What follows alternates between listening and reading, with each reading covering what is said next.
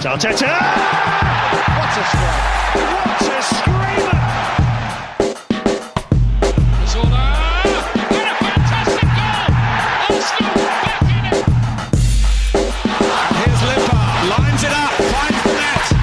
Arsenal are in front. Mikel Arteta crestfallen after Arsenal opening day performance when he was not provided a trophy after beating Fulham. This is the Arsenal Vision post-match podcast. My name's Elliot Smith, and you can block me on Twitter, Yankee Gunner. That's right, Mikel Arteta must have been beside himself with grief after beating Fulham 3-0. No trophy was handed to him, and I can't remember the last competitive fixture we had where they didn't hand Mikel Arteta a trophy at the end of it. So and we'll have to see if we can correct that. Certainly, there are still plenty of trophies on offer, and I do want to say that after a 3-0 opening day win, the quintuple is on. It is on. Now, is it a quintuple if you have to do it with the Europa League?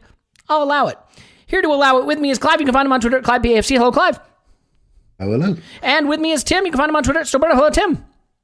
Hello there. New season, better season. Certainly started out as a better season. We don't have Paul, which, look, I'm not one to bemoan not having Paul, but I will in this instance because we really, really could have used the Crapatron today. I would have liked to have known what it said about this fixture.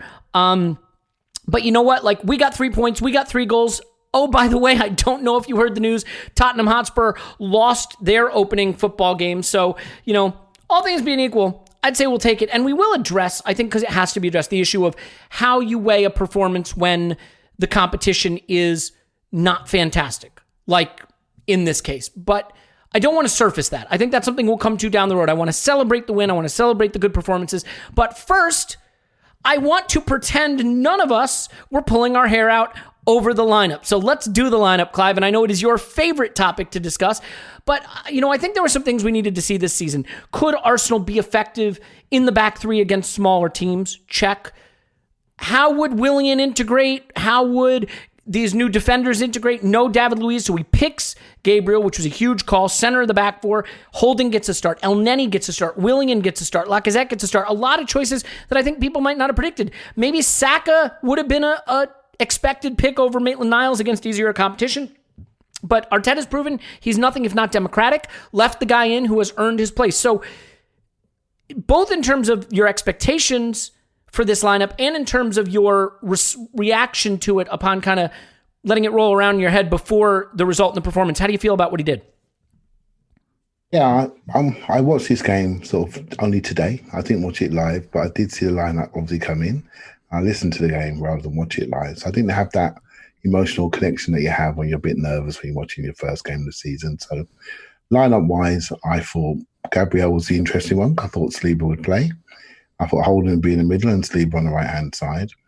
I toyed with the Saka El Neni thing, but Saka and Maitland-Niles thing, but Maitland-Niles has been pretty good. So I've got a feeling that Bellerin and Maitland-Niles potentially could be our away day wing backs, and it wouldn't surprise me to see Cedric and Saka as our home wing backs, just due to their technical ability. But hey, that's just a little thought I had today watching the game. Midfield too, El Neni seems to be in the pre-season star, right? He must be winning all the races, so he's played. I think it's really important when you come to your first game of the season that you do pick the people that are in shape and are showing the right sort of values and standards, and then you pick them based on that. And I said in the pre-game part, I said you might pick a team based on who's going to go, or pick a team who's won the 40-metre sprint. Well, that won't be on any, but if you know what I mean, it's like it's pre-season training and who does well in that regard. No one from our midfield is winning any sprints, so he's got an easy choice there because they're all slow as dirt. They're all slow, yeah. So so Saka and Neni, which that combination in the past would have brought horror to our eyes, but worked slightly differently this game. And I've got some theories on that, but I won't do it all in the first degree. But yeah, the front three, Willian starts, debate. Right, so which I heard a little bit of on the way home on Saturday. Yeah, the Patreon pod didn't rub everybody the right way, given that we got stuck into the Pepe and Willian debate maybe more than you would have expected following a big 3-0 win. I imagine we can discuss that. Before we do, let me get something from Tim here, and then we can sort of move into that a little bit, because I think Willian's performance was certainly man of the match candidate, if not the outright man of the match, and so that will lead to a discussion. But Tim, one thing that I want to make sure we emphasize, because there's a minor point, but I think it's a major benefit.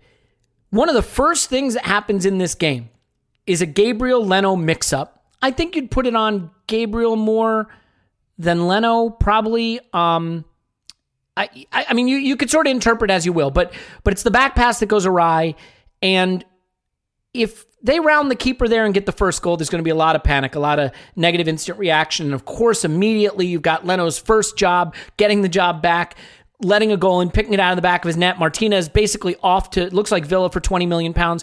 Maybe it's good business, maybe it isn't, but that's not what happens. Leno gets down smartly, gets the ball. It's really the only thing he has to do in the game, but in doing it, I think it was just that perfect reminder that this is a good keeper, that this was one of our player of the season candidates last season.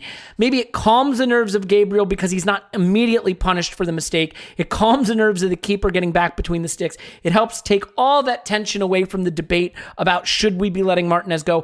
I think as silly as it seems to emphasize a little moment in a game we dominated like that early on, it's funny how it can set the tone for a season just like that, to not fall behind, to not have your keeper and your new center back have an error that costs you.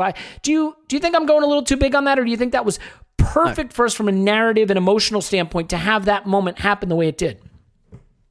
No, I think you're completely right, and for the two individuals that you said as well, like you said, Leno, whoever we kept out of the two goalkeepers, the spotlight was going to be on, absolutely, definitely. And yep, Leno, first thing he's had to do, he's done it really well, and he did do really well there. Even, it depends how much you weight the misunderstanding. I agree with you, it's probably a bit more Gabriel. Clearly a language issue there, I think, and that's one of the reasons I'm sure that Mikel Arteta was frustrated to lose David Luiz, because I'm sure David Luiz would have, been in his ear in a language he actually speaks and understands, whereas Leno and Gabriel don't have that common language yet. And for Gabriel as well, it's just, and it's probably his mistake, and he's bailed out, and after that he's excellent. And the thing is, I think in kind of football analysis as well, we don't pay enough heed to how like games can just hinge on these moments, and how things can really go either way based on very, very small margins. You can have exactly the same performance, essentially, the same tactics, the same lineup, all the same decisions, but the run of the ball goes slightly differently and everything changes. And this might have been a very different game if Fulham had gone 1-0 ahead early on. It certainly would have been different for Leno and Gabriel, and how they'd have coped with that, at least in the medium term. Like, I'm not going to sit here and say they both would have been just shell shocked and, gone into like the Almunia Senderos kind of vortex of, oh my God, I've made a mistake. How will I ever get over this kind of thing? I'm sure they'd have got over it eventually, but for this game, it would have been rocky. And let's face it, at the moment, I think the fact that the Arsenal fan base is very united and quite optimistic is really, really nice. And I don't think that's just, like, I think that has value other than just it's not so annoying to be on Twitter at the moment. And let's face it, the way of things nowadays is just so divisive and so polarised all the time. I guess I've made the mistake of thinking that's an Arsenal thing, but actually, look around the world we live in. At the moment, everything's incredibly polarised. And it just would have been horrible to start the season with an error that could have been laid at the goalkeeper's door, that could have been laid at the new defender's door, who may not have made his debut at all were it not for injuries. So I think that was an absolutely pivotal moment, certainly narrative-wise, rather. And I tell you, I remember, I guess just to wrap this up, had Leno made that mistake, maybe it would have had long-term consequences. I remember Alex Meninga came into the Arsenal team in 97-98, very famously, played well, lost his place. And you can view that two ways: it either killed his confidence and killed his career, or you can say, well, the fact that he went on and didn't really have much of a career suggests that it was the right decision. But I remember one game, a couple of years after this, actually, because he hung around for a couple of seasons, and it was against Leicester at Highbury, and he wasn't fit. But Seaman was injured, and Wenger kind of really forced him to play because we didn't have much of a third choice. And he made a mistake in that Leicester game. He just fumbled the ball, and Arsenal won 6-1. But he was in front of me for the whole of that second half, and the mistake didn't matter. We scored another 3 goals, 6-1, no problem. But he just looked broken by it. He just looked, like, God, I had my chance and I wasn't given my chance when I deserved it. And now I'm on one leg. I'm being told I must play, and this is no good. And I not just in football. I think entire careers can hinge on tiny little incidents like that. So I'm with you. I think that was a massive moment. Yeah, and I mean, not to bring back the Emery era, but like the thing that I think back on is, look, everyone knows my opinion of the guy, and I'm not bringing him up to kick him. I'm bringing him up for this point. We started his career with City and Chelsea as our first two games, and I think his approach was already shaken in confidence by the time we got through those first two games, and that there was already he was already pivoting off of whatever he was trying to do. There's something to be said about going into the season, not all your players fit, having to make do, drawing an easy game, admittedly, and winning it comfortably, and not having to start to have the recriminations and rethinking things. And the goalkeeper situation was probably the most in focus of any of them in terms of having to really commit to a decision. And I think that really helped. So we've gone pretty big on a pretty minor incident, but I think it's an incident, as we've discussed, that can have ramifications. And it could also prove to be narrative, and Leno could be the worst keeper in the league this season. We shall see. That's what a season is all about. Clive, let's talk Willian. I've got a lot of things that I want to talk about in terms of how we built play and patterns of play.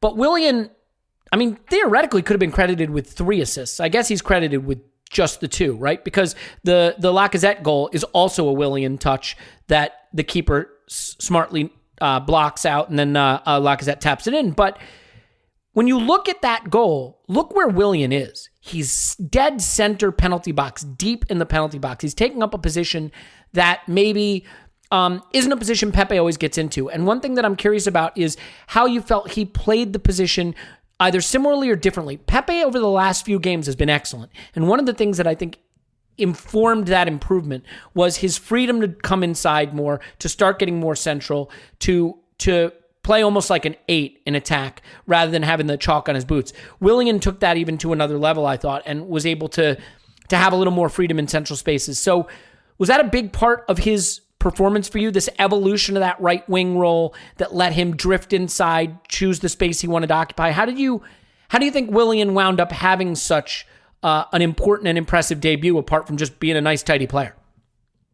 I think it is about our overall structure. It's difficult to talk about Willian without talking about structure. So if you don't mind. That's exactly what I'd like to understand is because look, Willian's a nice, tidy player, right?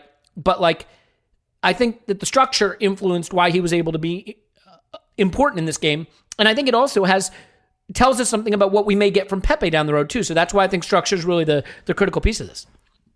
Again, I watched this cold today, no emotions. So I was able to really see it. And I haven't watched any other. No podcast or nothing. So if I'm repeating what someone else has said, then so be it, right? See, I do it the opposite. I listen to the Arscast so I can repeat it and just claim it as my own insight. I try not to. I've not even looked at stats though. I know nothing today. So what I did was just have a little. You're like Jon Snow. You know nothing. Okay, yeah. Go for it. And for me, it's all about the 5 channels defensively and the 5 channels offensively. So there's two, maybe 4 players that making this all sort of work. We immediately fall into a 5-channel defense if the other team's got secure possession, and we look great. We look really secure, right? With Maitland-Niles and Bellerin on the outside. And then we flip depending on our security of possession. Sometimes we go to a 4, sometimes leave the back 2. But there's 2 key players in the centre of midfield that play slightly on the slant in Elneny and Xhaka, who I thought were fantastic, because they are the pivot by which everything rocks around. Gabriel, and you have Holding, and you have Xhaka and Elneny. That square doesn't move too much, right? They just rock. They just rock around. Everything rocks around it. The key thing when you have a system like this is numerical advantage. So when you drop your wing backs back into a back 5, you have 5 defensive channels. Numerical advantage, no space to go and play in, right? The trick is with the 2 wing backs, when we have the ball, they get up, 5 channels, numerical advantage.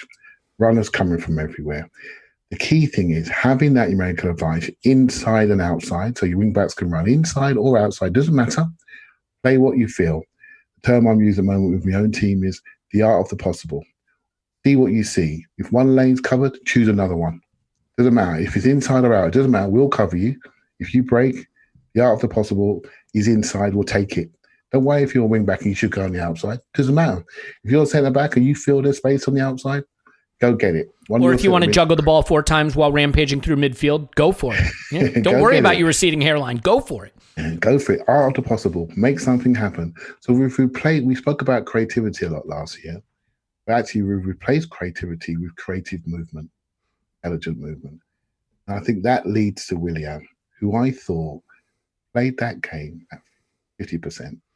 It was really quite stunning how easy he made that look.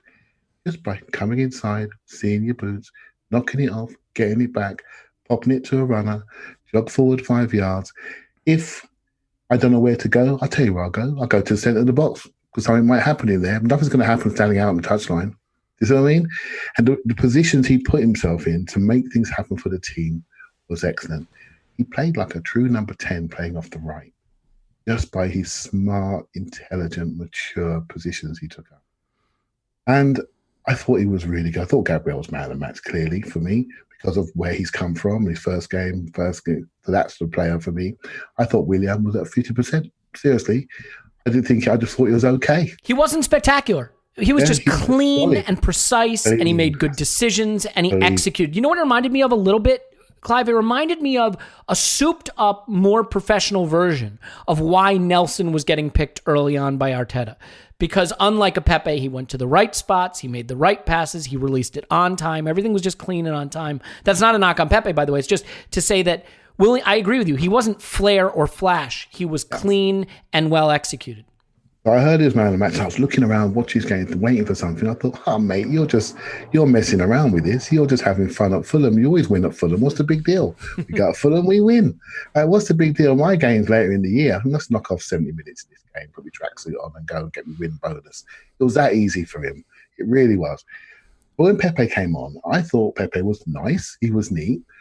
And my gut feeling was saying, you're not so easy to find, mate. You're not so easy to find. What happens then when the subs come on, what they do is they watch this game for 60, 70 minutes and they're like desperate to make an impression. So Ceballos now wasn't in the same structure. I know we're 3-0 up, we're playing, having fun, right? But Ceballos is pushed over to the right a lot more.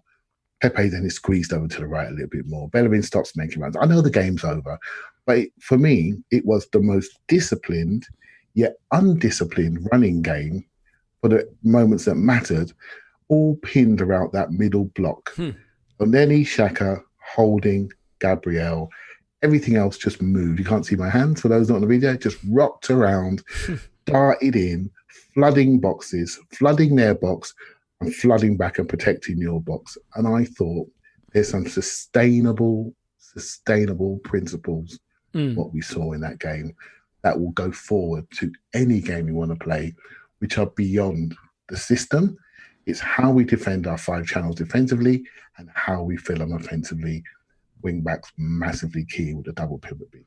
Yeah, and look, I mean, how does someone like Willian wind up? So sorry, just super quick tip. How does someone like Willian wind up the man of the match? Like, he plays at 50%. He goes to all the right spots. He does all the right stuff. He executes nice and cleanly. Nothing flash or spectacular, but he puts a ball on the head of a center back for 1 goal, and he plays the perfect big switch to a superstar striker for the other goal, and he winds up with 2 assists. And so, Alex Iwobi was the opposite, right? A player who did the things right, got to the right spaces, good technique, good touch, did the right things when the big moments came, didn't deliver the ball. So I mean, having players with the final ball, I think sometimes, because we analyze football so much doing a podcast as often as we do, we look at the meat and potatoes a lot and forget that, like, it's the final ball that separates the players that go to the top and the players that don't. And Willian's at the top because at the end of the day, even if he's not flash and spectacular, his final ball was right on the day. Tim, why don't you just, because you wanted to weigh in quick, and then Clive will come back on this and then pivot to the Crapatron, because I think there's an interesting point about the Crapatron to be made. Is a sentence that you don't hear very often. Yeah, go ahead. Yeah, sure. So I guess the thing I wanted to say, I've always felt that, not necessarily in style, but the player Pepe reminds me of most is Arshavin. And I think he'll be a similar type of player, another record signing player, in that he will give you those individual moments of brilliance that make you think, wow, what a talent this is. But he's probably not quite a system player. You have to make the system work for him. I'd take 4 goals at Anfield, for the record. Well, yeah. And Willian is kind of the opposite. And like I guess, like I've said on a couple of podcasts actually, like Mourinho loved Willian, and there's a reason for that, because Willian does what he's told. And when you look at that ball for Aubameyang for the second goal, you might have seen, Arsenal have clipped up now the comparison between Aubameyang's goal against Fulham and his goal against Liverpool in the Community Shield, and it's like to the second, the passes are the same. The interesting thing is it's and I'll correct myself on the last podcast now, it's Saka, not Pepe, that plays the ball to Aubameyang at Wembley. It's Willian this time. Willian's been training with Arsenal for about a week and a half before this game. See how quickly he's clicked into, that really, really well coached kind of pattern of play that Arsenal have clearly worked on again and again and again and again. Willian's dropped in and he's just done the same thing as Saka, who's probably trained in it 30, 40 more times than Willian has. The reason a manager like Mourinho loves Willian is because he will play in the system. And as I said on the last pod, for Brazil, the reason he got so many Brazil caps is because Neymar was off on the left, and really Neymar's not on the left. He goes where he wants. Willian, because you put Willian in because Willian's the guy that goes, right, there's your structure. He's the one. He'll do what he's told. He'll run up and down the line. He'll come in when he needs to. But he's a solid player. And then over on that side, we'll let Neymar and Marcelo and all those players. We'll just let them go mad, because Willian won't go mad. He will do what he's told. And I think that's why Arteta's really, really going to like him. And I think that's why I believe that Arteta really asked for this player, even though, maybe he came from a friendly agent. I do believe that Arteta wanted this player. I think for this type of expenditure, particularly when, as we discussed, we've got players for this position already. I think this is a guy who can work within the system that I've got. And that's what's going to be really interesting this season, because Willian is your kind of 7 out of 10, produce, do what you're told type player. And Pepe's maybe the opposite, and how those two things interrelate during the season is going to be fascinating for me. Yeah, agreed, Clive. I know you wanted to come back in, and I guess I'll let you lead into then a quick conversation about the question of, does Willian sort of starring, albeit against Fulham, and adding the structure and providing the assists and looking good on the set pieces, does his performance from the right, when all preseason we were like, will he be a 10? Will we switch to a 3? Will he play on the left? Nope, he played on the right. He started in Pepe's place. Does it give you pause to think about Pepe maybe being the one who moves position, or Pepe maybe being a periodic starter, a game-by-game starter, or a sub-bench option? Sub-bench? Isn't the sub-bench always? Whatever. How do you see the Pepe-Willian thing shaking out? Let's get down to brass tacks. Okay. Well, I don't care, firstly, foremost, because it's helpful for a podcast, makes it very interesting. I agree with that. The key thing for a coach, and he said it, is it's my job to get these players to their absolute maximum. And so he is creating a competitive environment, and that's what he's done. So I think, as fans, and I include you two in this, and you were lucky that I wasn't in the podcast over the weekend because I was driving along. I had to get my son to message you. I was at. I got to break in and tell this story. So this is funny. So we get a WhatsApp message. We had just put out the instant reaction pod, and it's Clive's son saying, "Clive, we are listening to the pod. Clive is driving, and he wanted me to message you the following." So I'm glad that we are eliciting a reaction from the listener. That is what we want, engagement, Clive. So please engage with the podcast now that you have a microphone in front of you. So trust me, there are the people that know and support and like us. They must get infuriated with us at the same time, because I get infuriated with us, and that's part of the fun, right? So. And what my message to you would have been that if I was allowed, I would have cut into your conversation. I would have said, guys, come on. We have to get comfortable having good players. We have to get comfortable having more good players in our squad, because that's how we're going to lift this team from 8th to 4th. Pepe is a really good player. Willian is a different player. The story of this game, a structured game away from home, suited the players we had on the pitch. Another game where we need individuality, dribbling to move blocks. Fulham was stupid. They tried to play as home game. They tried to move. Don't do that. The referee took pity on Hector. Should have been sent off 3 times. Don't do that. Because we were just passing around them. We were very passy and running. Maybe a day for carriers, and then suddenly we're looking at, where's our carriers? Okay, Willian could do that as well. But what I'm trying to say, Pepe can really do that. And where we had a good, strong passing team and the passing patterns worked because the running was so proactive, There'll be another day when there's nowhere to run, no space to run into, and we'll be looking at people who can stop, freeze, get 2 players over, pop it, get it back, shoot from the area. Different skill sets.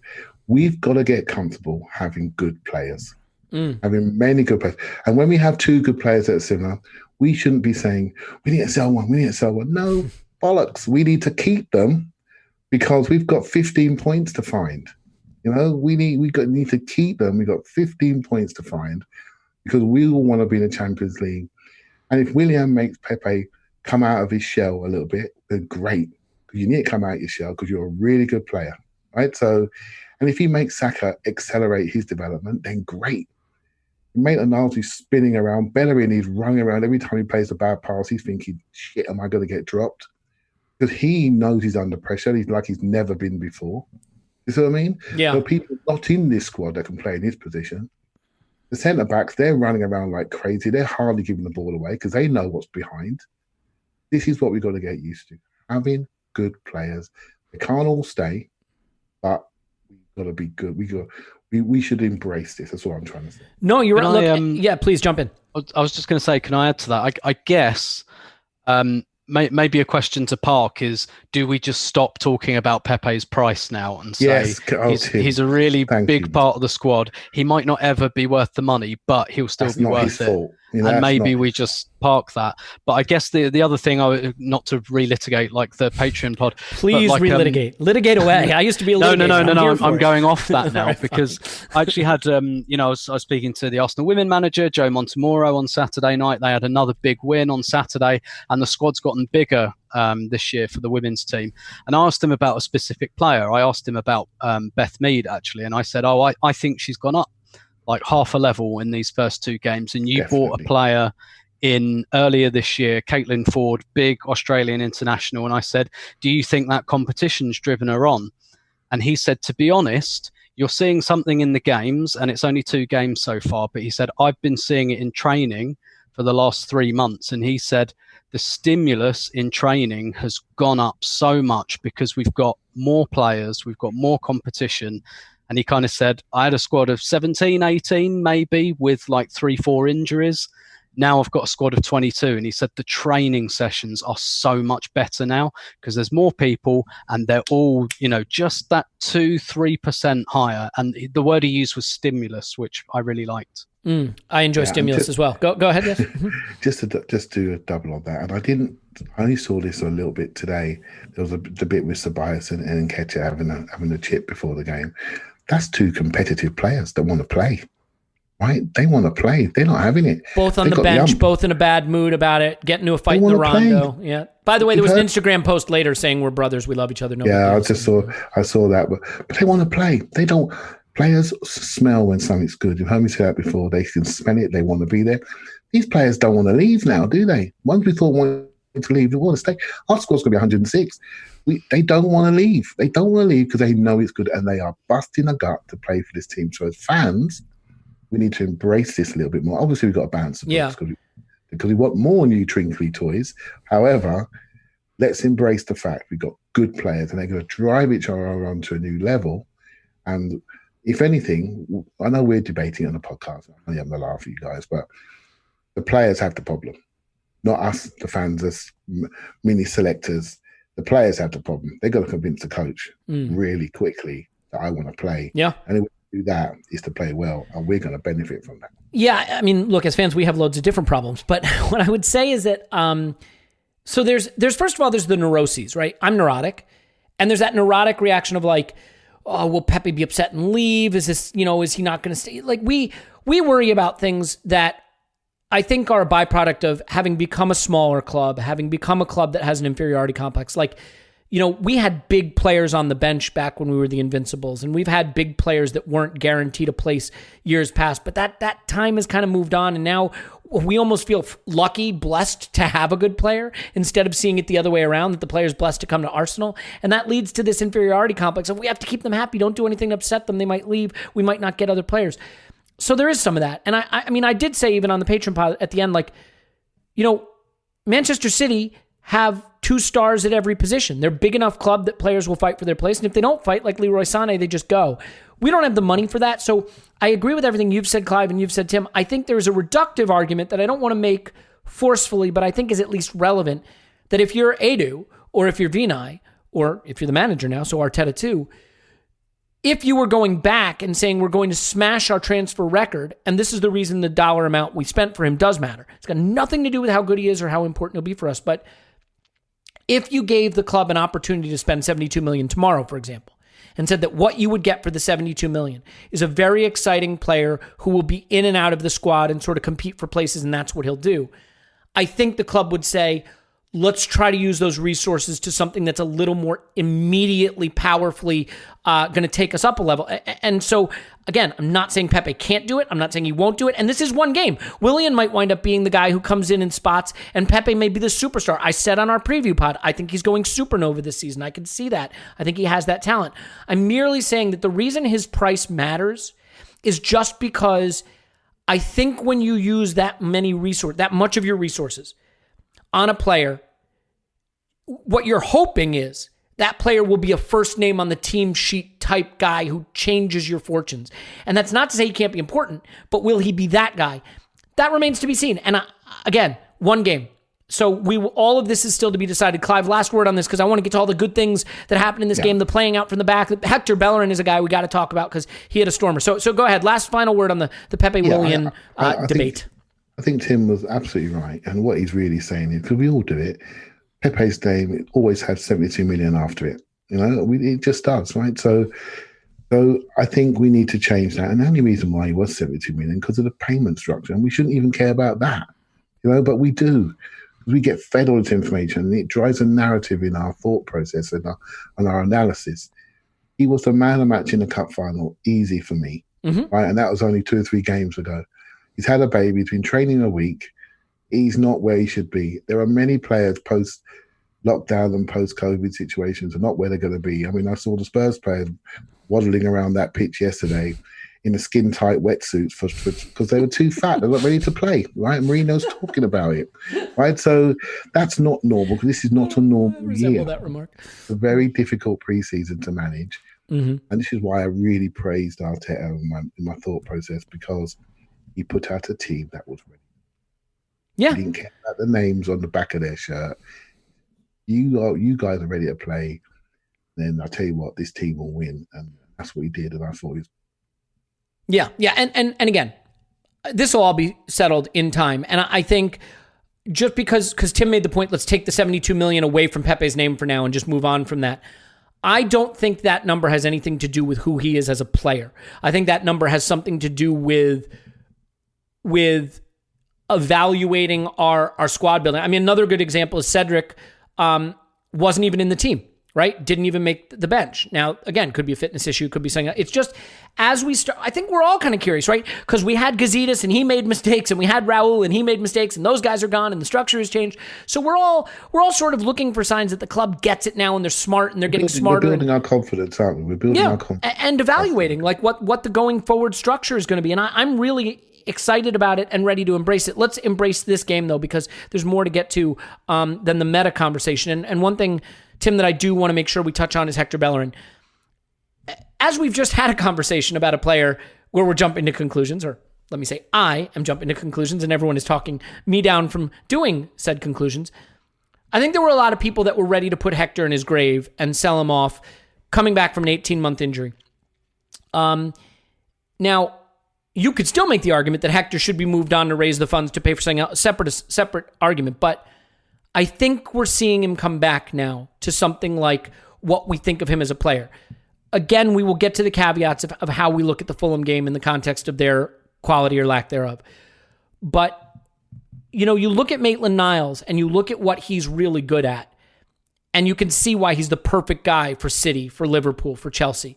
But you look at a game like this and you watch Hector storming up the pitch and beating a guy off the dribble easily and playing balls, in from the channels and into the center forwards and really influencing the game in the final third. And it may be harsh to pick on Maitland-Niles for not doing that as much because, first of all, I'm not sure it was as much of his job on the day, and he's on the left, which is his weaker side. There's a lot of caveats that you can put in place. But let's praise Hector. Let's not praise Hector in the context of the fight for competition with Maitland-Niles, because that's reductive. Let's just praise him because he had a good game. I mean, it is kind of funny. To Clive's point, we have gotten to the point now where every good game is only viewed in the way it relates to another player fighting for that place or who else should be picked. Hector was good. That's great. How do you feel about his performance and the form he's rounding into? Yeah, really good. I felt after Project Restart, I think you could see a rhythm building there, and I guess it kind of just depends on how and when you expect players to come back to the level.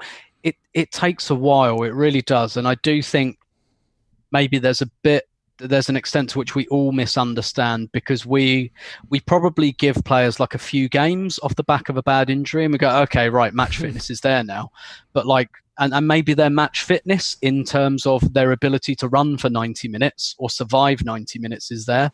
Sharpness takes so much longer to come back. And again, I guess to draw like a parallel with someone from the Arsenal women's team, Jordan Nobbs is someone I talk to a lot. And she's nearly 2 years now since she did her ACL. She's been back a year, and she's saying, it took me a while just to get back to like my 7 out of 10. And she was like, I'm still nowhere near my 9, 10 out of 10. Like, that's this season. So she's had an entire season, and she's saying, right, this season, like, I'm back at probably my average level, but not my top level. And I think that's what we're seeing with Bellerin. I think we started to see him come back to his average level, probably just before either side of Project Restart, and this is more top level. And I think the couple of things I'd want to say on Hector as well is we focus a lot, understandably, because it's a big feature of his game and it's something that's really useful to us, on that burst, that acceleration to get to the byline. But I think there's a bit more to his game than that as well. I think he's really good on the dribble, really underrated. And did we see that in the cup final when he carries the ball 40 yards forward, and that little cameo in the cup final. I think we saw this as well a little bit in the Fulham game where he plays that through ball to Aubameyang. He's really, really good because he was trained as a midfielder at Barcelona, no less. What better education is there than that? And I think he's got a pass, and I think he's got a dribble as well. I think he's got both of those things. And those things are really, really useful to us, both in the final third, but we're seeing it in like his own half and things like that, where he just comes in a little bit. So maybe Willian will go outside and he comes inside, and he almost becomes that third midfielder, chops inside, goes round a couple of guys, nice progressive pass. Or Willian comes inside and does that and makes up the third midfielder, and Bellerin goes on the outside. What we're getting now, and I don't think we really lost that inside Bellerin. There perhaps wasn't quite the quality around him. I think we've probably only just got the structure to a stage where he comes inside and he's actually got somewhere to go. And a lot of that was about kind of moving Pepe a little bit inside, and Willian's a bit inside now. There's more connections for him now, so I don't think it's just a fitness thing. I do think it's a team structure thing. There's not, because what was happening before was he'd come inside, he'd chop inside, and he'd look, and what's he got? He's got David Luiz over there, so that's who he passes to. Mm-hmm. Now I think there's a little bit, Pepe's come a little bit inside, or Willian's come a little bit inside, or Ceballos is there. I just think there's more connections for him now. And more naturally, yes, we're beginning to see that burst on the outside again. That was the only thing that was slightly in doubt. I don't think I ever doubted that he'd lost that for good. I don't think you lose that for good when you get an injury like that when you're 23. When you're 29, maybe. When you're 23, I think you get it back. And I think we're seeing that Bellerin is if he's not all the way there, he's most of the way there. Yeah, and even if you want to say it's just Fulham, and like I said, we will unpack that comment. Again, I think the goal this season is to beat up the just Fulhams. Now, some people might say there are no just Fulhams. They are in a unique band of being worse than everybody. But even putting that aside, if Bellerin's superpower is being really helpful in the final third against the smaller teams that we struggled to break down last season, then that is something we need, because that's what we need to do. Clive, I'm not an armchair psychologist. I'm not a mind reader. I don't read faces super well. Having said that, I am seeing the groans of disagreement on your face, the shaking of the head, the strange. Those of you not being treated to this performance in video, you are missing so much nuance. Clive, even I am picking up on the fact that you do not fully agree with the thesis being put forward here. Would you like to provide a counterpoint? No. So all I would say is every game has its story, right? So I agree with Tim's point about connectivity. That's improved as a team, right? So he's able to have 2 or 3 options rather than one, right? So, and what that's allowed, Bellerin is what I call, he's a front-footed player. So there was one bit where he did a great interception on the front foot, quick sprint, and suddenly he looked quick again. He looked quick because he feels safe in his structure. He feels really safe in his structure. They could burst out, and he was punching the pass and running through. I mean, there was a couple of occasions where if he got the ball back, he'd have been in on goal. I mean, so now he's playing the game he wants to play. He's a pass and move front foot defender. I'm going to knock it and go. You better come with me. I'm committed. I'm gone. So he's now playing his game. And so I'm looking at that and saying, brilliant. And then he was really challenging himself to be accurate. He really was, to be really accurate, even on crosses in the final third, because he knows he has to improve on that. I disagree. I don't think he's great in the final third, but he needs to improve his execution there. And the manager said it, he thinks Cedric's better in the final third, right? And so it's a debate, but, he is challenging himself and he is being challenged, which is excellent. I looked on the other side of the pitch and I saw some things in Maitland-Niles which I didn't think he could do. There was one switch that came over to him. He takes it first time on his left foot, which is not his right foot, on the volley, drives, and then left foot crosses it in instantly. Right? That two-footedness, he is two-footed, but not to that level. And when he was giving the ball away with his left foot, the intention was perfect. It had to be in one touch. When he was giving it, when he's on his right foot, he's obviously very secure. And his role in this system, I call him almost like the bouncer. He is the guy that doesn't allow Aubameyang to run back to the corner flag anymore, because somebody's there protecting him, stopping him, protecting his legs, making sure that our superstar is facing the goal, seeing everything that he needs to see in space, disconnected so he can do what he's done. But we all know what he can do. He is free to move wherever he likes because of that guy behind him who's running past him on the outside, running past him on the inside. There's running strategies. You say 3 running strategies: run to engage, run to distract, and run to just run through. Right. So distraction running from our wing backs was just brilliant from both sides. They're running. Fulham must have been thinking, what is going on here? I don't know where they're coming from. I thought equally they were tremendous. I thought they were the major. If you could have got man of the matches, it would have been for those two, because I felt they were the trick for me to absolutely run for them off their feet. We never were outnumbered at the back, and we were never outnumbered at the front. And it was down to those two players who I thought had a tremendous game. Yeah, look, I think so let's lead into the conversation about Fulham being terrible for a second, because I think there's an interesting point here. One of the things that we did, we played out from the back, and obviously we created that goal to Aubameyang that was sort of like perfect remake of the goal from the Community Shield, which Arsenal cut together, as Tim mentioned, to show you how similar they are.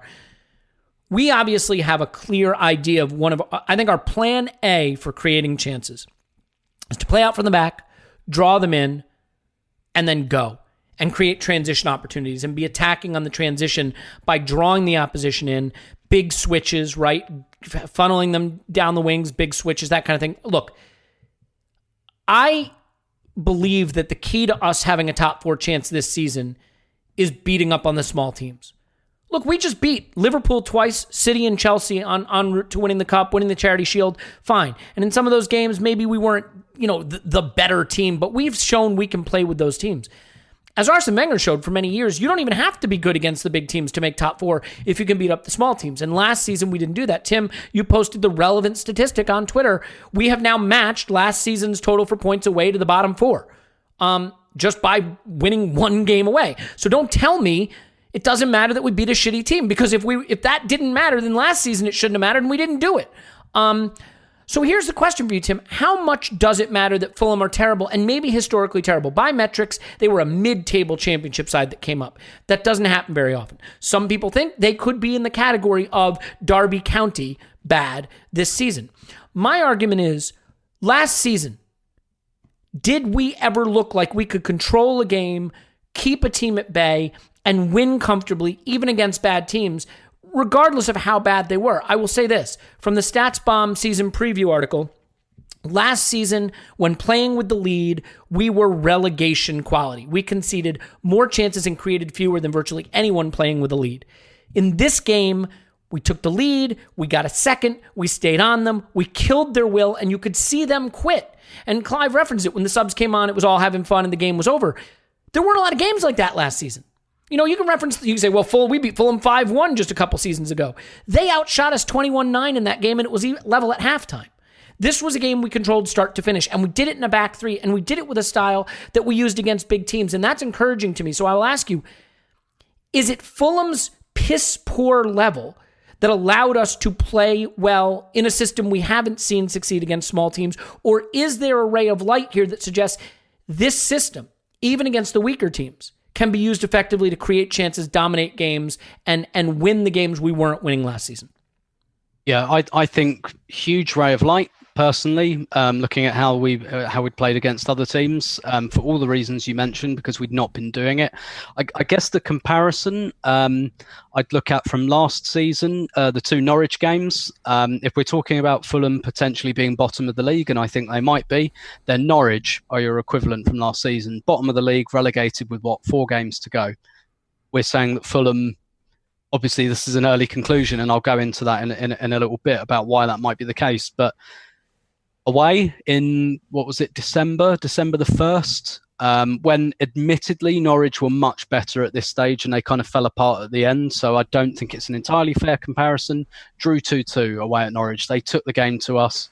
We were a little bit scared, and we needed Aubameyang to kind of dig us out of the hole. When we played them at home after Project Restart, smashed them, took them apart, but there was a little section in the second half where Norwich came back into it, and they had a couple of sighters, and then they made a mistake at the back, and we went 3-0 up, and then it was over. So we didn't really kind of go pedal to the metal at 2-0 at half time. We still retreated into our shells a little bit. Didn't happen this time, and I think you're right. I think it's definitely. I think it's 80 to 90% good thing. However, I don't think we can discount the crapness of Fulham. And it's not just Fulham's crapness, it's the way they're crap, all right? Norwich were crap last season, but they gave us some trouble. The reason for Fulham is that their press is all over the place. They can't do it. They were 10th for shots on goal last season in the Championship, with easily the best squad in the Championship.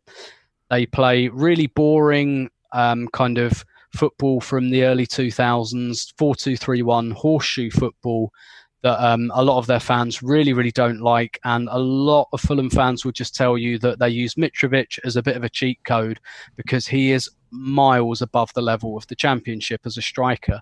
And perhaps we're a bit fortunate they decided not to start with him against us. But a lot of Fulham fans will tell you it was basically just they had a mid-table Premier League striker in the Championship, and even then, they just struggled to come up.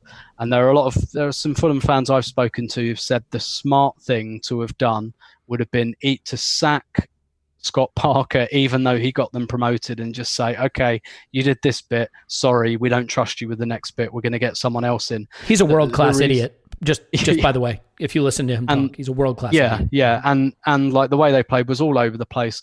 But the thing is, the reason Fulham aren't doing that is because they're scarred by what they did last time they came up to the Premier League. Last time they came up to the Premier League, they played brilliant attacking football in the Championship, smashing everyone, loads of goals, maybe a bit loose at the back, but just tonked everyone. And then they went and spent 100 million on players and took the spine apart of the team.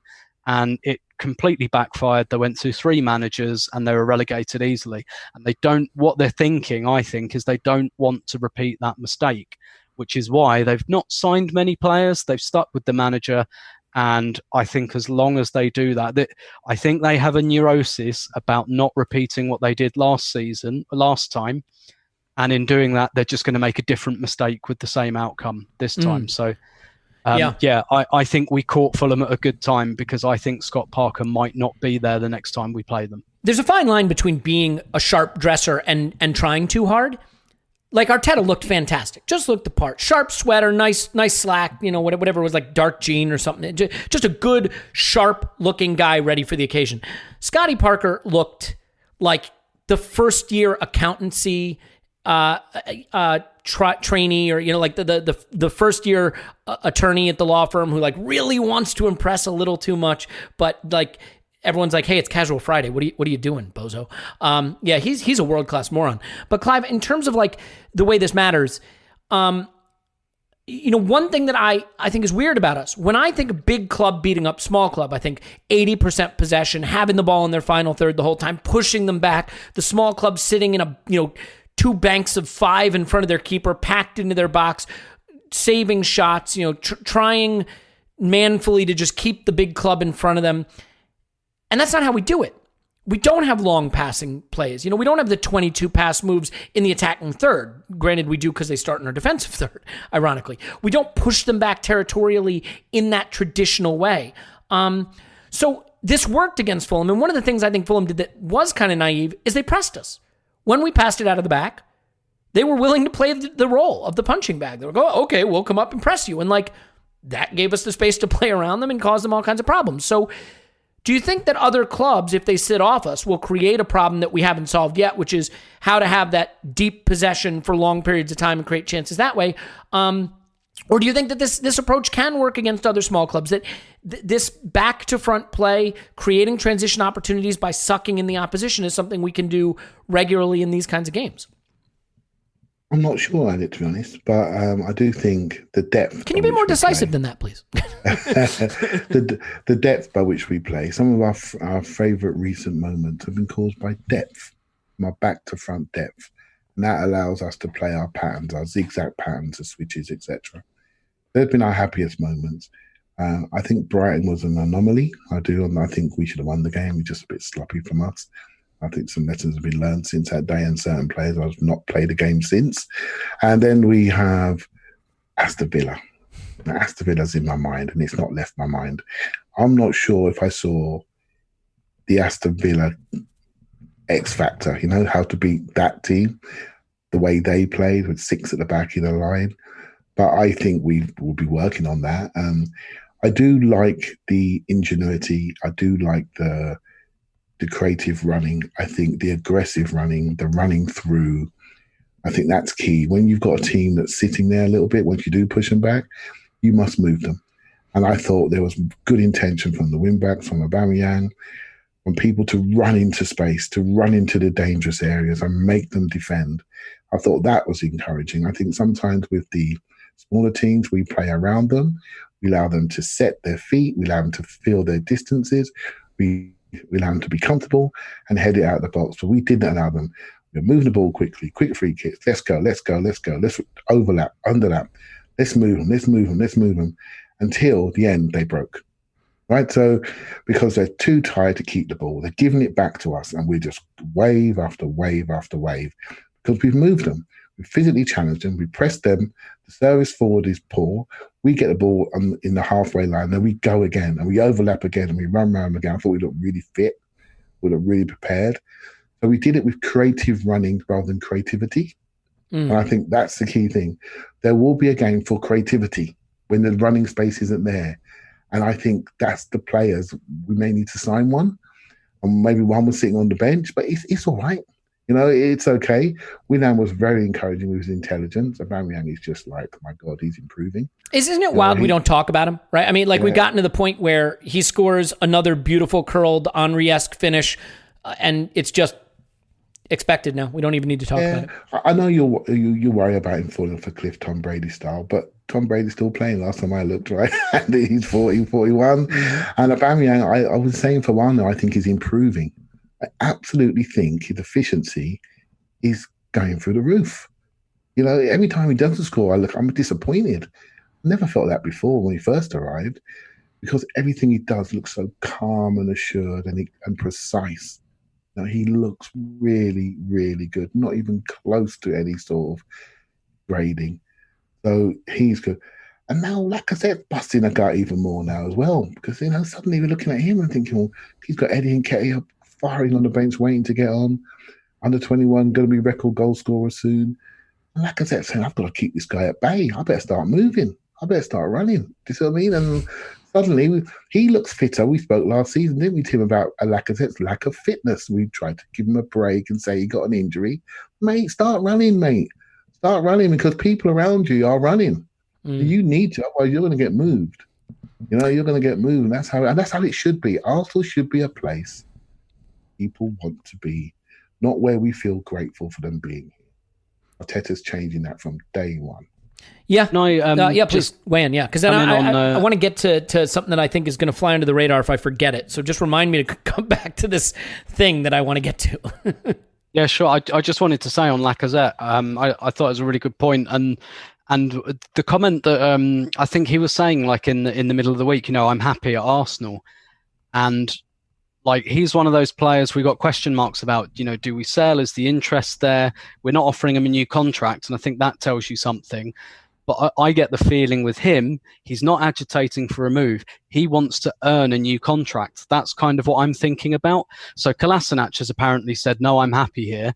And I might be doing him a massive disservice, and, apologies if I am, but I get the feeling that's no one's going to pay me what I'm getting paid here. So when he says, I want to stay and fight for my place, I think what he means is I'm on a nice contract here, which is his right. Whereas with Lacazette, I don't know. I just got the feeling it was, like Clive said earlier, about players wanting to stay. That I don't think it's a case with Lacazette that he's looking to leave or he's trying to leverage. I think he's thinking, no, I want to be part of this. I'm with my best mate here, Aubameyang. I'm still starting, so I'm still an important member of the team. I'm not dead wood. And yeah, I've just got this feeling that he really wants to prove himself as well. Yeah, I mean, I think the problem is, right, like the business we want to do is going... We always say it's going to require a sale, right? Obviously, nothing requires a sale. If Stan Kroenke wants to reach into his pocket and spend £500 million on players this summer, he can. The reason we say it's going to require a sale is we presume that's not the case. So please don't yell at me that we don't have to sell to buy if Stan just wants to spend his money. Like, I agree with you, but there's no indication that we're run that way. So unless or until that changes, the presumption is someone has to go. And if we keep saying, well, let's not sell Bellerin, let's not sell Maitland-Niles, let's not sell Lacazette, we should keep Martinez. Like, I love all those players too, and I would keep all those players too, except we would like to get maybe we want to get Messi, and, you got to raise the money for that. So the issue I wanted to get to, though, is set pieces. I really think that we almost always focus on one way to be a better team, and that is buy better players. And it is the absolute most proven way to be a better team. The team with the most talent tends to win. But Liverpool have discovered something, and other clubs are starting to discover it too. There are incremental gains to be made, margins where you can improve. We think, if we buy Party, that's going to transform us. Maybe it will, maybe it won't. Going from a good player to a great player might be worth 3 points, 4 points, 2 points. It's not worth 12. Remember the hilarious check is worth 12 points or whatever thing that always gets. It's never as much as you think. Even a great coach might be worth 3 points. So there are ways you can get better at the margins. And set pieces were a disaster last season.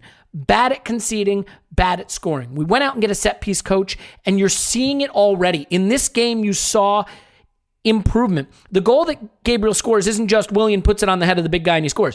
They crowd the box. There were picks being set for runners on set pieces. We had a long throw-in routine that worked well. We set a pick on a throw-in. We didn't wind up throwing it to the open guy, but Xhaka set a pick and a guy rolled around. Like, there was design, real design to the way we were running set pieces. And on another day, that Gabriel header is a winner, and that's 3 points. I really think, Clive, that Arsenal look like we're starting to do a lot of smart things that we're all kind of hoping we would do.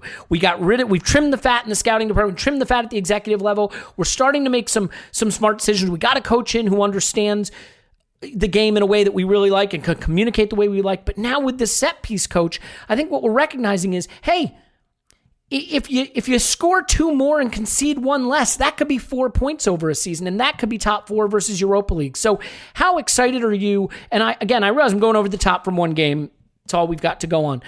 But I really think that this is an exciting sign of a club doing things the right way and that it could make a big difference. So did you see things in the set piece routines that excite you about this? And is it just encouraging generally to see Arsenal leaning into these kinds of more progressive approaches to finding ways to get the club to be better just at the edges, at the margins? Yeah, I think that your latter point is the one that I really agree with. And you funny enough used the word lean, and I was talking to someone online about some Six Sigma lean type management philosophies that Arsenal are leaning into, per se, and they are getting less people to do more and take more responsibility. That's what Edu has spoken to, and I listened to Tim's point about him spending time at one of the big four consultancies. I think it's PwC, I think it was, Tim, and basically he's obviously brought into his management philosophies, and I can see it. I can see it in the organisational structure. I can see what he's doing. There's more of that to come, and Arsenal are looking at themselves. And this is what you do when you change organisations. You look at yourself, you find out where you need to be better, and then you structure yourself accordingly. There needs to be a period of storming. Norming, forming, and performing. We've gone through that storming phase, right? To find out who we are. I've always felt this. I've felt this for years. I was saying it. We got a caretaker. We got a cleaner in charge. He needs to clean the crap out, do the ugly jobs, and then we will slowly but surely get to a better place. I didn't know how good Arteta would be, following the big. You don't want to be the guy to follow Fergie, do you, or to follow Wenger, do you? Whatever you do, you're going to fail. We've seen it twice, right? So it's very difficult. I didn't expect Arteta to be like this, but he has, he's overreached my expectations, and the whole organisation is just turning a corner, right? And I think that's key. I think we're turning a corner. Results mean everything. We lose 3 games, and we may not be saying this, right? But I do feel the club isn't drifting anymore. We're looking at the things that matter. We are a football club. Let's focus on football things. I still think there's more to come with data, etc. But I think it's a great sign that we look like we care. We look coached. And we've spoken about this for years, haven't we? Sometimes we're a bit playerish. We don't care. We don't look coached. We just go out there. We're personality-led, which suits a Mesut Ozil and a Guendouzi, do you see what I mean? Mm. And those big personality players that dominate the scene based on their personality now look like a football club again, focus on the collective. And I'm sure Tim is screaming marginal gains, and focus on the marginal gains. And that's what we want, don't we? To be a proper, forward-thinking club. And I'm really encouraged. Yeah, I agree. I mean, Tim, quickly on the set-piece coaching, I mean, really, you can take the conversation any way you want, but I think it's encouraging both in terms of what it will mean for us during the season playing football, and also encouraging what it means for us in terms of a club starting to understand that there are ways that we can get better beyond just splashing the cash, that there are things we can do to be more competitive. And really, you know what it shows? It shows that someone's analyzing it at the right level. You know what I mean? Because before, I think one of our big concerns with Stan Kroenke is he's an absentee landlord, right? He doesn't care. How do you wind up with a set-piece coach?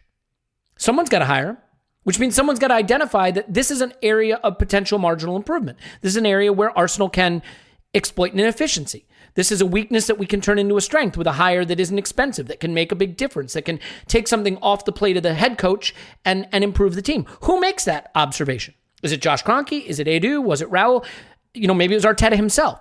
But the point is, it indicates that we're not just going to be a better team this season, ideally, but that there are people with their eye on the prize, understanding where these areas for improvement exist. So is that the part that's exciting to you, that this attention to detail appears to be there, or just purely what it's going to mean for us on the pitch this season? Yeah, both, actually. I mean, we talk about marginal gains there. How did we go out the Europa League? Olympiacos scored from a set piece, didn't they? Yep. If we defend that Thanks situation for reminding better, us. if we defend that situation better, maybe we win it. We probably almost certainly stay in that game and go through, and who knows what happens after that. We could have won the whole competition. It wouldn't have been, well, I guess Sevilla never lose it, do they? So maybe it was just a completely pointless. But those marginals can lead to big things. And I thought what was really interesting was that, we talked about with the kind of the trimming of the scouting kind kind of cadre at Arsenal, and that kind of got conflated with the redundancies story. And I don't think Arsenal handled the comms around that well. But if you listen to Edu's interview this week, he kind of sets out, he called it his vision. He said his exact words, I think, were fewer people doing more and working more with data and streamlining it. And that's so that's really the first time. I mean, he didn't really speak at all before, but that's really the first time he's come out and said, no, that's a decision I made.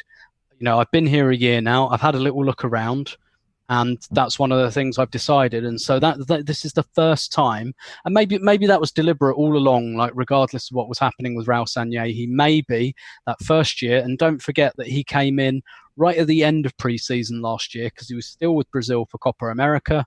So he didn't really get his feet under the table. He wasn't even in London until August.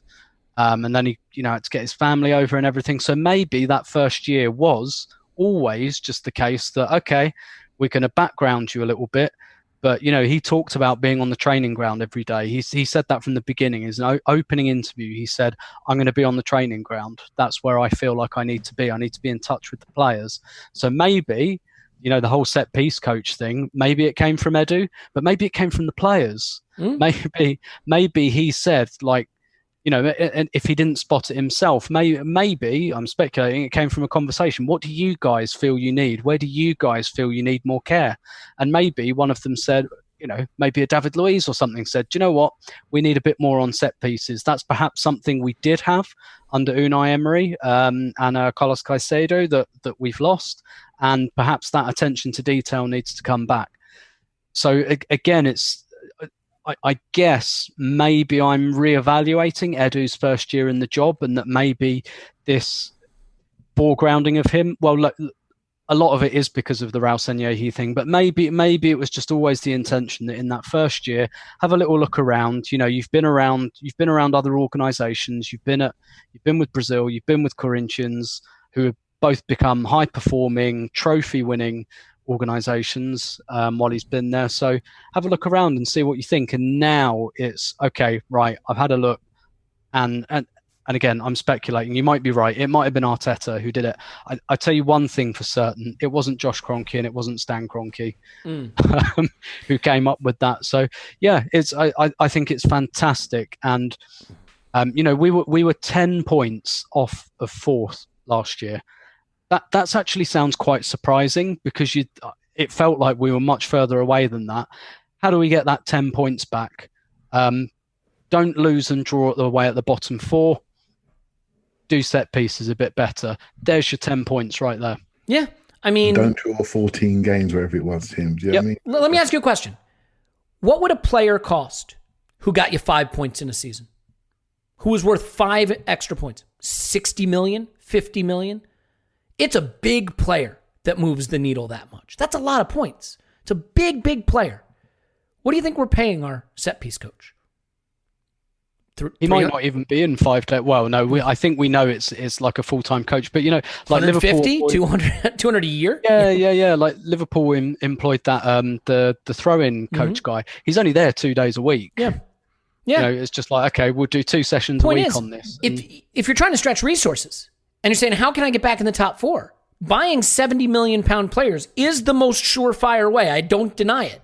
Paying $100,000 a year to a guy who gets you 4 points off set pieces is a hell of a smart thing to do. And not doing it is just leaving points on the table. And doing it is smart. And by the way, maybe it doesn't work. Maybe it doesn't work, but it costs you so... Doing things that cost you very little, that have big upside, incremental improvement in an area you were weak, that's what smart clubs do. I love seeing it. I'm sorry if I'm leaning into what seems like minutia, and Clive is nodding. Yep, you're leaning into minutia. But Clive, I mean, we know that getting good players makes you a good football club, but there are things you can do that make you better that I feel like this club hasn't always gone and done. And seeing us do them, it's one of the reasons I recoiled from Raul a little bit, because I felt like he was doing things in a way that felt very much like how football used to run. And I see a club now that looks like it's doing things the way football's supposed to run, at least in a club that really has the kind of ambitions we have. And do you think I've made too much of this, which is very much my thing? It is your thing. But you know what? You get us thinking, right? And that's what it's all about. I hope so, rightly or wrongly.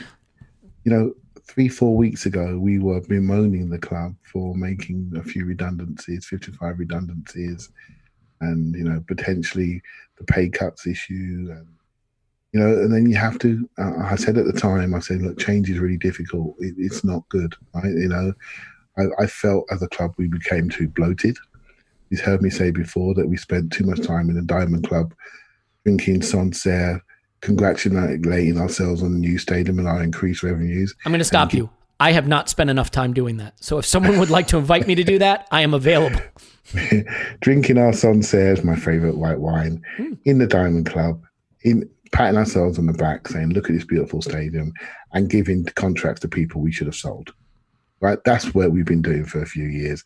The manager hiding a few faults until suddenly the manager was exposed and he ended up going.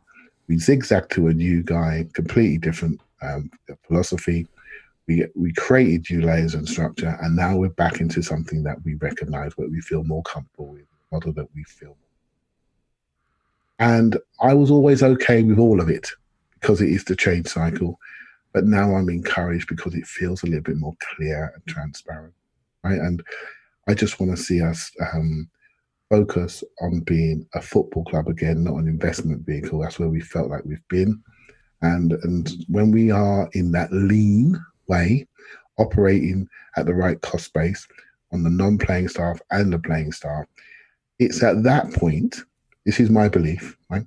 It's at that point I feel if the owner, if he would ever overinvest, it's at that point he would overinvest. You do not invest into an organisation which is not run efficiently. You invest into an organisation once it's efficient. And that's always been my thought process. Now, people could say, Clive, it's never going to happen. And I would say, yep, I don't know it's going to happen. But I do understand business and how that works. I do understand change, how that works. And that's how I feel we've always going to be run. And who's to know what's been happening in the background, because we're now an opaque club on the investment side of things. So, yeah, I'm really encouraged, Elliot. I'm really encouraged. And beyond the result, I'm encouraged about the direction that we're heading, because I think it's a positive one. And you know what? The reason I'm encouraged is these are things that go beyond did we win on the day. They go to process. I'd like to think that I'm not a hypocrite. Sometimes I'm emotional, and so I react to things in the moment. I acknowledge that, but I really believe fundamentally that process is more important than outcome, because good process will more often than not yield good outcome. I remember when Emery had the long unbeaten run, and we wanted to get behind it, but I think all of us saw. You looked at XG, you looked at the performances. Gosh, they weren't really convincing, and it felt a lot like good outcome, maybe not good process. And what happened? It caught up with us. I see good process now. You called it at the time. I'll give you that. You called it. Well, and it's just the point that I see good process now. And because I see that, that's the most concrete reason for me to feel good about where we're going. And I hope we lean into that process, because good process will yield good results, I believe, fundamentally. You still need things to go well for you. You still need good players on the pitch, but the good process is there. As we start to wrap up, and I know people will be screaming, you didn't talk El Neni, you haven't talked about Holding. It was a good day. Everybody had a good performance. We can't get to all of it. I think we should get a quick word in from you, Tim, about Gabriel. He has I want to call it a towering header, but let's face it, it was more like a face-shoulder thing. It probably wasn't a towering header, but he scores the goal. You want your big... on a weekend where Virgil van Dijk scores a goal, right? That's what you want. You want that big center back to command the box at both ends. He does that. He doesn't have a lot to do defensively. His passing wasn't super progressive, but for a new guy to come in and be the hub in that passing out from the back scheme, even if he wasn't progressing the ball, just to have that involvement, that responsibility at 22, first Premier League game. I know it was weak opposition. Gosh, you love to be able to ease a guy in, and you won't find a more easy way. And he even was able to get a mistake out of his system, a little jitter and move on. So we talked about how the Leno thing can lead to just a whole change of the season. How big can it be to get a start under Gabriel's belt in a situation like this and get him a goal to really boost him, especially if Luis could be missing 6 weeks, given that after West Ham, it's a bit of a tricky run from there. Yeah, absolutely. And this just means he gets his shirt again next week, as far as I'm concerned. And that already puts us in a better position than we were pre-Fulham. I'm sure there were some doubts about putting him in. I'm sure Arteta thought about it. I'm sure if everyone's fit, it might not have happened. Although, I rode back a bit on what I said in some of the previews about, well, he's 22, so he's not a teenager, and he costs 27 million. So, if you buy a 22-year-old striker for 27 million, you kind of expect them to start. But I guess I hadn't quite factored in the fact they hadn't played for 6 months. And you know what? That could have been behind that early error as well. It might not have been a language thing. It might not have been a nerves thing. It might not have been getting to know his teammates. It might just have been a bit of a rust type thing. But I thought what was really encouraging was the way that he reacted to it after that. Lord knows we've had plenty of talented centre halves who make an error like that and can't recover. I'm thinking of a couple of Swiss centre halves we had who were super talented, in my view, but just didn't quite have that, perhaps that psychological part. And yeah, it's super impressive because he doesn't speak the language yet, and we know communication's such a big part of playing in defence, particularly when we're doing this kind of rocking between the back three and back four. So 1 minute he's got Tierney like 5 yards to his left, the next minute he's 20 yards to his left, so he's got to move over. A lot of that relies on communication, and he won't really have those communication skills yet. So yeah, I thought it was really, really impressive. I thought what I quite liked as well is he's left-footed, but he didn't look to me to be excruciatingly left-footed. Maybe I'll have to go back and look at it again, but he didn't look to me like he didn't have that thing a lot of left-footed players have, where it's just I absolutely must have the ball on my left instep, otherwise I can't move it. He was a bit more, I guess, pragmatic in that respect, and of course the goal helps as well, because that just gets the performance noticed perhaps a little bit more. It just brings a bit more attention. I guess I'd say as a caveat, I'd have been more interested to see how he'd have fared had Mitrovic started. With kind of Mitrovic, that would have been much more of a welcome to the Premier League. And Mitrovic is better than the striker they started anyway. So, maybe there's that caveat there. And when we play West Ham, it will probably be Haller up front, who's, big, dominant, good in the air. And that will probably be a bit more of a test as well. But yeah, I thought it was absolutely superb. And I just have to say, as a coda on this, at half time, my wonderful wife made a very, very traditional Brazilian dish called tutu de feijão. And I was eating it while he scored, which for my personal brand is just amazing, because, you've got Willian whipping in a corner to our Brazilian centre half while I'm feasting on like the most traditional Brazilian dish there is. Just, chef's kiss, literally. Great. Clive, a final thought on Gabriel, and then our last thing, I just want to touch on a substitute issue. So you want to quickly put a code on the Gabriel discussion?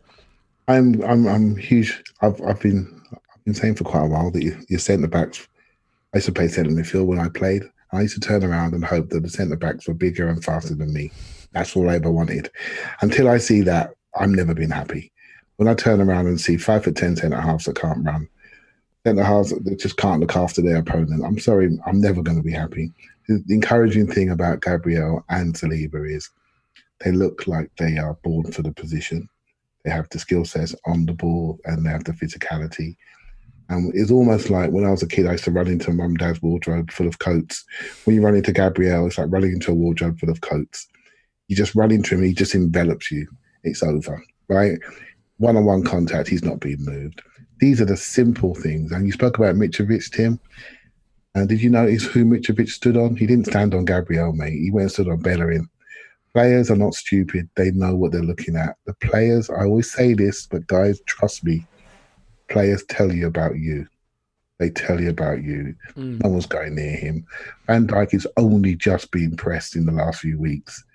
And suddenly he's making a few errors because people not even bothering to press him. He's so smooth and impressive. Now he's showing a few cracks. Let's see how he goes this year. Huge fraud, in my view. Let's see how he goes this year, right? So maybe the Arsenal scout reports were right. He's arrogant and lackadaisical. That's what we said, as we turned him down for £5 million. But let's not go there.